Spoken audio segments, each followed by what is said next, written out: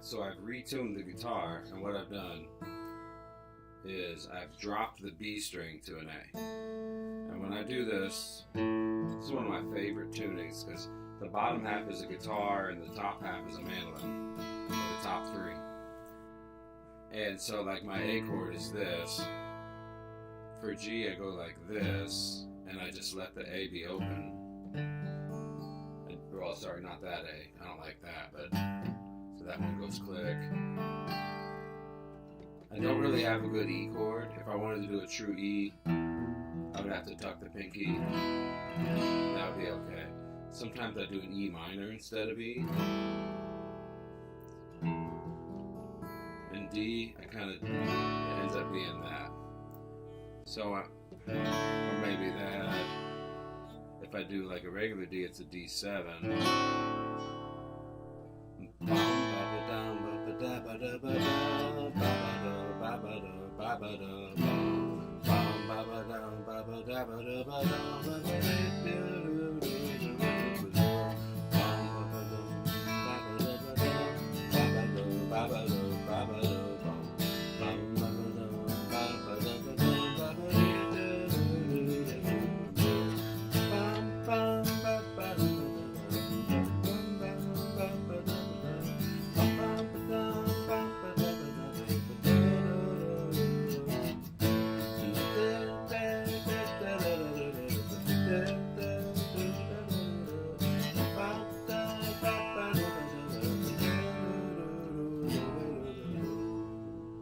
Maybe I do want the E instead of the E minor. I don't know. So I'm experimenting with this right now live. So I got this set up. Yeah, I'm heading down to the Keys in a black Marlin shirt. That's right, John, heading down to the Keys. I want to wear black as close as I can to the equator. Alright, now flip over here. I think it's this one. Okay, so I started writing this out, meaning I've done nothing. I think, though, I need to set up the tab staff for the different tuning. So where's my tuning? Edit string data. So the B, that's going to be A3. Okay. It's totally weird. Totally weird. So let's do like a basic melody here.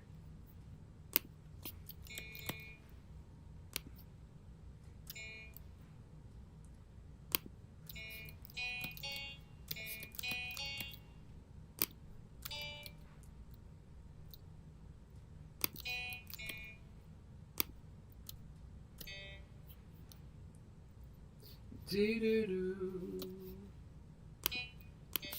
dee-doo-doo, dee-doo-doo, dee-doo-doo, doo, doo-doo-doo, doo-doo-doo-doo-doo-dee.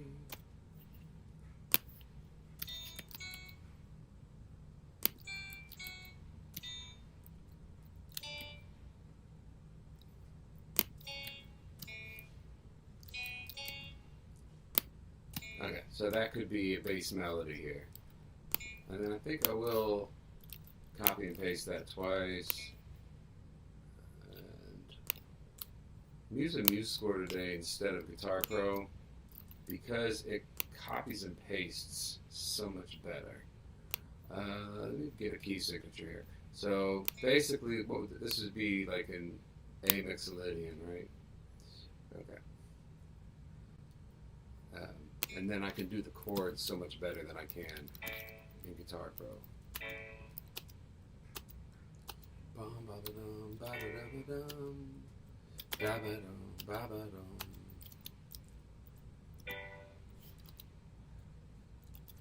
Da ba dum bum bum ba ba dum. Oops, don't know what that means. Ba ba da ba. bum. Do da dee do do do do do do do. And I really should have waited before I copied that, because if I in guitar or in a music score, if you copy it with the chords, it brings the chords along with it, which is really what I like about this program. And then I'll set it up so it's like 4-bar phrases.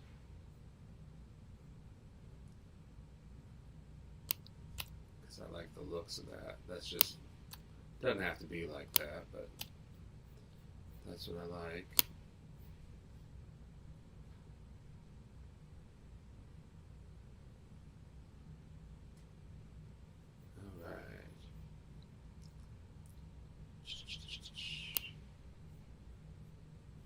Okay, so there is like there's a melody. That's an 8-part melody. Okay. So let's see. Why don't I just work with that? That may be all it ends up being time for. So let me come back. So my main tool is really trial and error. And so I've been goofing around already this morning with this, and I played this in a couple jam sessions like this. But I do not know this tuning well, which means I make a lot of mistakes in it, which means a lot of new ideas come, because every mistake is a new idea to me. As long as you play it clean, the mistake is just a new way to go. So, I how's this song normally go? Dang, dang, dang, dang, dang, dang, dang, dang, dang, dang, right?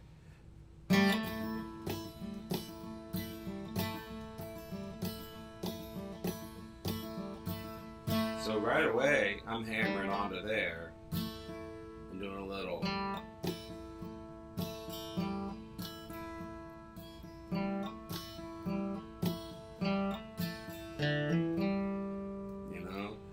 What do I call that? Hammer strummer?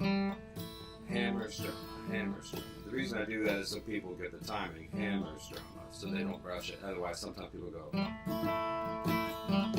we want hammer strummer, hammer strummer, hammer strummer.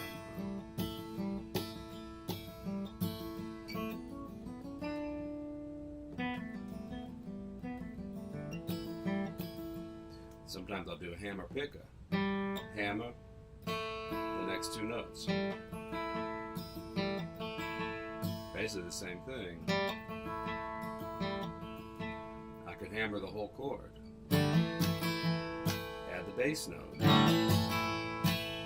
The reason I don't want to add a bass note right off the bat is if you add a bass note really early and you're arranging, the ear wants to hear the bass note all the way through, and it's really hard to maintain a bass note all the way through with a flat pick. Unless you are Roberto Della Vecchia, who is a genius at this.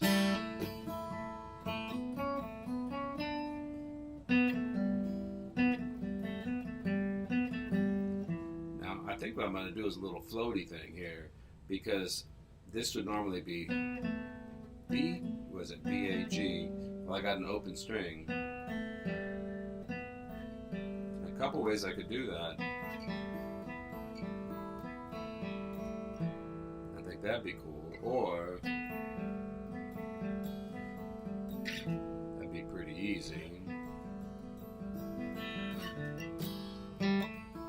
Well, should I do the easier one because it's easy? Nope. I should do the one I like the sound of better.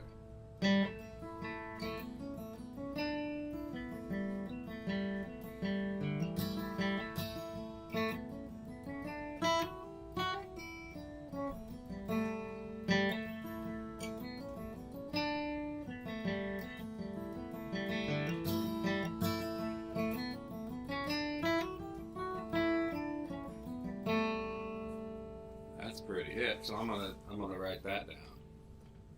Okay. So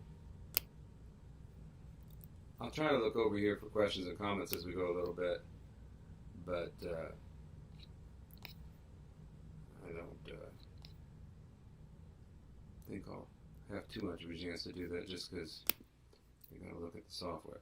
All right, so I don't want to lose my melody. So I'm going to cut and paste the whole melody. And I'll put it over here somewhere and pretend like I put it in the right spot. Okay, let's put it right here. So, I want to open up that hammer. I like the hammer picker today better than the hammer strummer. You know, if I was going to write out, the reason I use these, you know, these are just teaching tools.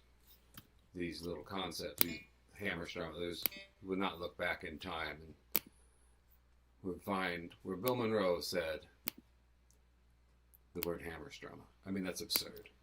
Unless he was, like I always joke, unless he was looking at some furniture from IKEA.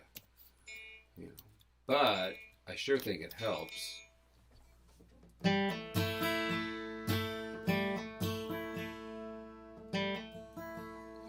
So that would be a hammer strummer, but I'm going to do a hammer picker. It's a little lighter. It doesn't have such a backbeat. And then because, just to make this, I'll write hammer picker above it. So like when you look at it, what that does to the brain is when the brain sees that, the brain has 4 notes with one thought.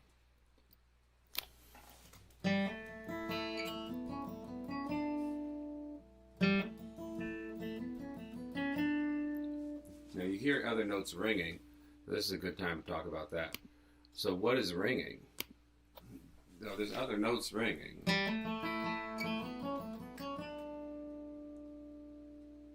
What else is ringing? Let's stop the strings.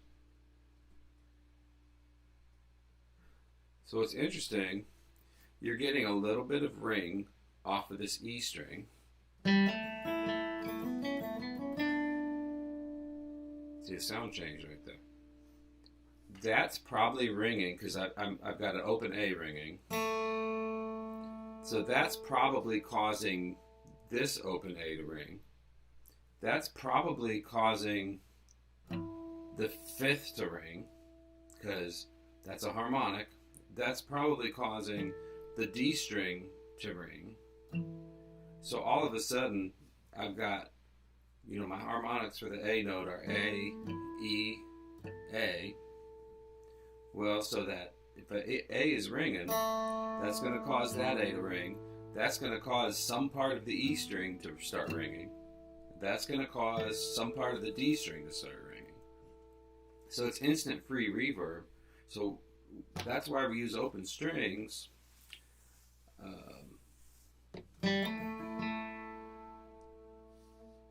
So let's see if I can block those off.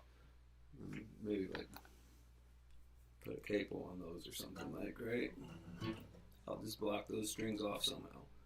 Okay, now it won't have the same character. It's like other things ringing. Yeah. This is a live experiment. It might not work. And that's like the body of the guitar ringing. So anyway, you love it or hate it, but that's why you want your instrument to ring in tune.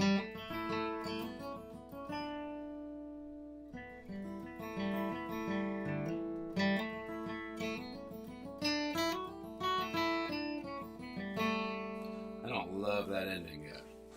I don't love that G note ringing because my ear hears that as a bass note. Okay. So here, this kind of does that. But, oops. This, I want to make this be like I'm going to kind of do this almost like a alternating thumb banjo roll.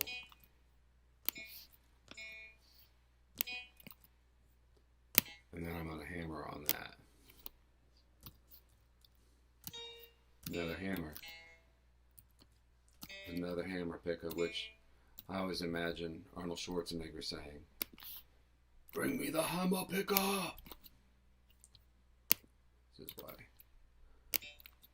I'm asked not to say things in public. Okay, so now I think I got something almost looks like a banjo part.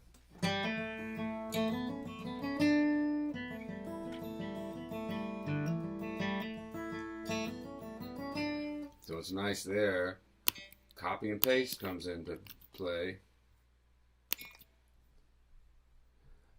All right, now this, I actually did a little trick here.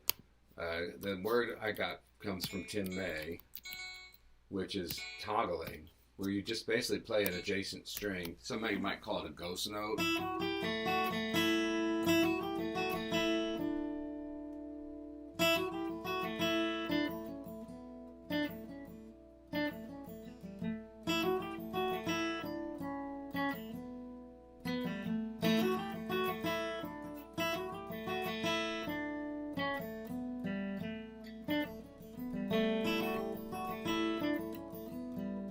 So I think I do want to use like a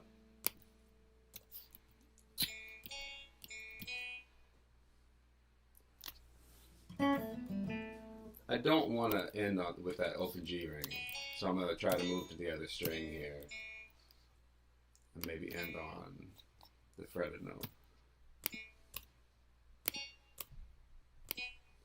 All right, let's see what that gets me.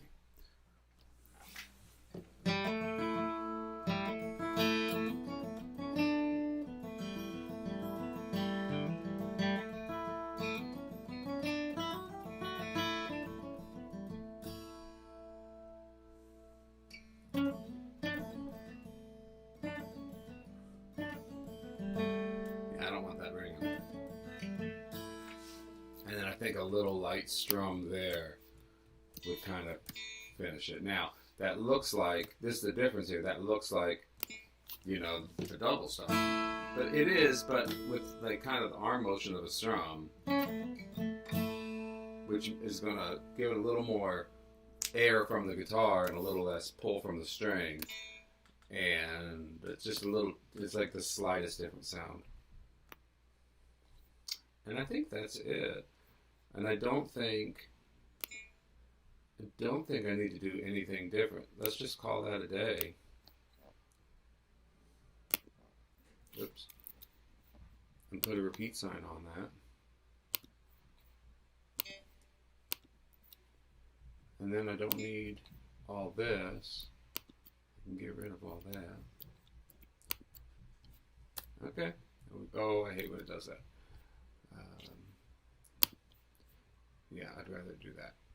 Okay, so there it is. So we take the Salt Creek and we've arranged it for this tuning, at least the A part.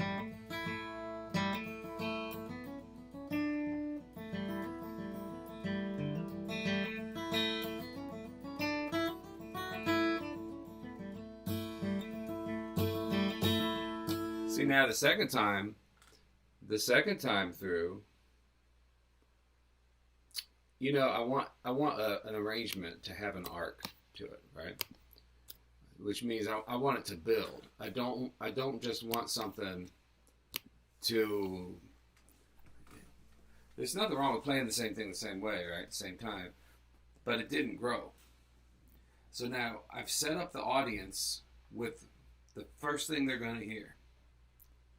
And yes, I can repeat the same thing back to them, but the way that humans hear music, they perceive differences.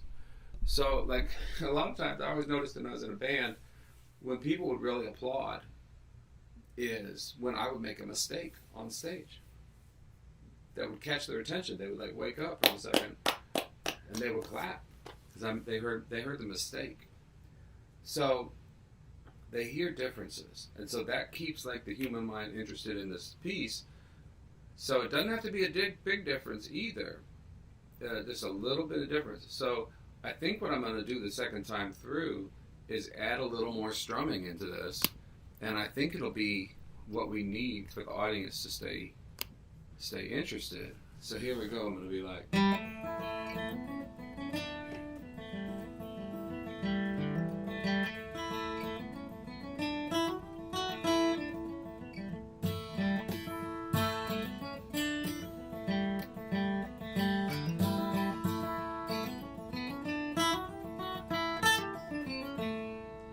Now, I did really small differences there. So much so that I'm just going to cut and paste and show you what I did different. It wasn't, when you do something different, it's not as different as you think it is. It's going to have to be, right? So one is I did a hammer strum instead of a hammer pick. Okay. My terminology, not anybody else's. And then I added an extra strum here. And that kind of, again, that gives it more of like a clawhammer banjo sound. Boom, checka, boom, checka, boom. It's also a fiddle shovel. Now that means this line is a little different. Just because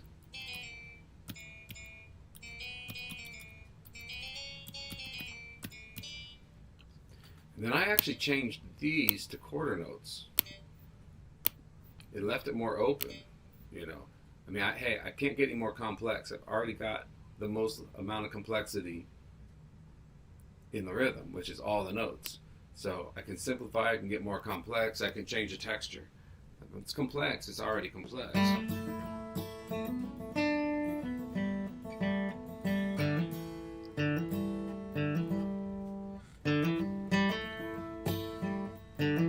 I did like a strum there when I just improvised it, and I didn't love that G notes, or I didn't love that chord.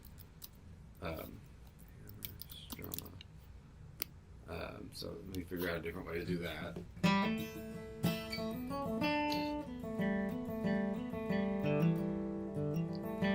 I'll just keep it the same, and I'll add this here.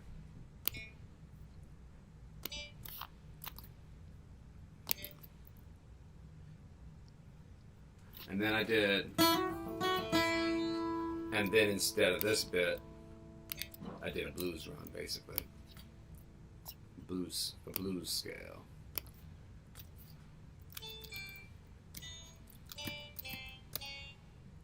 The most important part of a blues, to me, in bluegrass, ends up being the motion of the flat third. And the flat third usually goes up, it sometimes goes down. This time it went up, so I'm going to mark that. Flat 3 went up. That's for learning. So you know that that's the flat third going up. Well, I think now we got something. So I'm going to play this one more time. Here.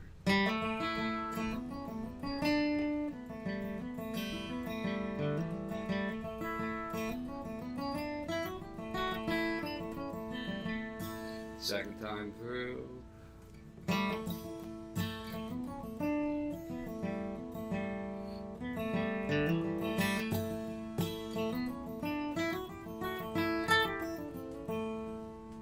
And now we're ready for the second part.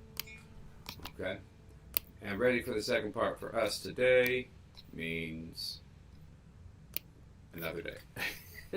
Thanks for watching andyslessons.com. Teach lessons. I have a new, what I call it, like a course. It's a collection of tabs and videos that teach concepts about, it's called Level Up Bluegrass Guitar Breaks. Some concepts I've taught on YouTube for a while and in my free handout about how to take a bluegrass vocal melody, turn it into double stops, add fills, and then change something, add another element to it to start to learn how to make a good sounding break that's not just all the notes, that carries the melody in a playable way. So we don't just have to start with, a whole solo of blues licks, which is fine. I like a whole solo of blues licks. I've played a whole solos of blues licks. Nothing wrong with that. So check out the website when you get a chance, andyslessons.com. And thanks for hanging out and thanks for watching. Have a good one.